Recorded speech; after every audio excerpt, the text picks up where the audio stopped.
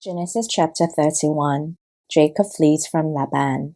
Jacob heard that Laban's sons were saying, "Jacob has taken everything our father owned and has gained all this wealth from what belonged to our father." And Jacob noticed that Laban's attitude towards him was not what it had been. But the Lord said to Jacob, "Go back to the land of your fathers and to your relatives, and I will be with you." So Jacob sent word to Rachel and Leah to come out to the fields where his flocks were. He said to them, "I see that your father's attitude towards me is not what it was before, but the God of my father has been with me. You know that I've worked for your father with all my strength, yet your father has cheated me by changing my wages 10 times. However, God has not allowed him to harm me. If he said, 'The speckled ones will be your wages,' then all the flocks gave birth to speckled young. And if he said, 'The straight ones will be your wages,' then all the flocks bore straight young. So God has taken away your father's livestock and has given them to me. In the breeding season, I once had a dream in which I looked up and saw that the male goats mating with the flock were straight, speckled, or spotted. The angel of God said to me in the dream, 'Jacob,' I answered, 'Here I am.' And he said, 'Look up and see that all the male goats mating with the flocks are straight, speckled, or spotted, for I have seen all that Laban has been doing to you. I am the God of Bethel, where you anointed a pillar and where you made a vow to me. Now leave this land and go back to your native land.' Then Rachel and Leah replied, 'Do we still have any share in the inheritance of our father's estate? Does he not regard us as foreigners? Not only has he sold us, but he has used up what was paid for us. Surely all the wealth that God took away from our father belongs to us and our children, so do whatever God has told you.' Then Jacob put his children and his wives on camels, and he drove all his livestock ahead of him, along with all the goods he had accumulated in Paddan Aram, to go to his father Isaac in the land of Canaan. When Laban had gone to shear his sheep, Rachel stole her father's household gods. Moreover, Jacob deceived Laban, an Aramean, by not telling him he was running away. So he fled with all he had, crossed the river Euphrates, and headed for the hill country of Gilead. Laban pursues Jacob. On the third day, Laban was told that Jacob had fled, taking his relatives with him. He pursued Jacob for 7 days and caught up with him in the hill country of Gilead. Then God came to Laban the Aramean in a dream at night and said to him, "Be careful not to say anything to Jacob, either good or bad." Jacob had pitched his tent in the hill country of Gilead when Laban overtook him, and Laban and his relatives camped there too. Then Laban said to Jacob, "What have you done? You've deceived me, and you've carried off my daughters like captives in war. Why did they run off secretly and deceive me? Why didn't you tell me so that I could send you away with joy and singing to the music of tambourines and harps? You didn't even let me kiss my grandchildren and my daughters goodbye. You have done a foolish thing. I have the power to harm you, but last night the God of your father said to me, 'Be careful not to say anything to Jacob, either good or bad.'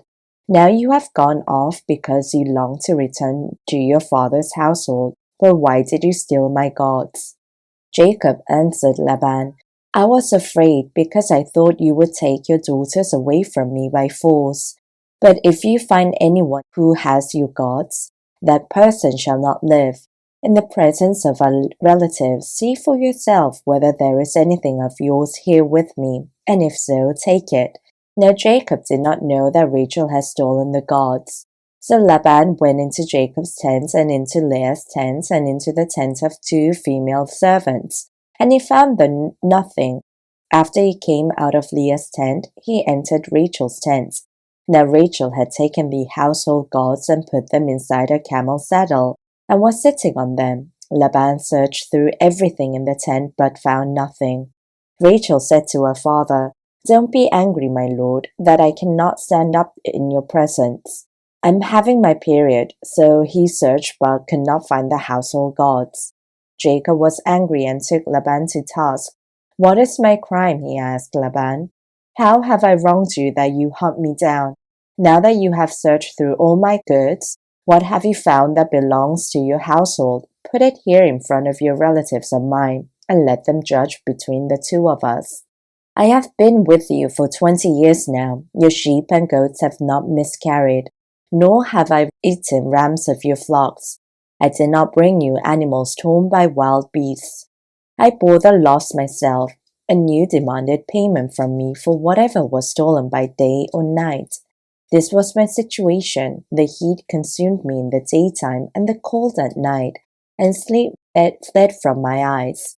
It was like this for the 20 years I was in your household. I worked for you 14 years for your 2 daughters and 6 years for your flocks, and you changed my wages 10 times. If the God of my father, the God of Abram, had the fear of Isaac, had not been with me, you would surely have sent me away and empty-handed. But God has seen my hardship and toil of my hands, and last night he rebuked you. Laban answered Jacob, the women are my daughters, the children are my children, and the flocks are my flock. All you see is mine. Yet what can I do today about these daughters of mine, or about the children they have borne? Come now, let's make a covenant, you and I, and let it serve as a witness between us. So Jacob took a stone and set it up as a pillar.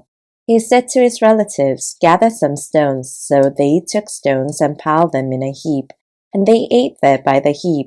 Laban called it Jegar-sahadutha, and Jacob called it Galeed. Laban said, this heap is a witness between you and me today. That is why it was called Galeed. It was also called Mizpah, because he said, may the Lord keep watch between you and me when we are away from each other. If you ill-treat my daughters, or if you take any wives besides my daughters, even though no one is with us, remember that God is witness between you and me. Laban also said to Jacob, here is this heap, and here is the pillar I have set up between you and me. This heap is a witness, and this pillar is a witness, that I will not go past this heap to your side to harm you, and that you will not go past this heap and pillar to my side to harm me.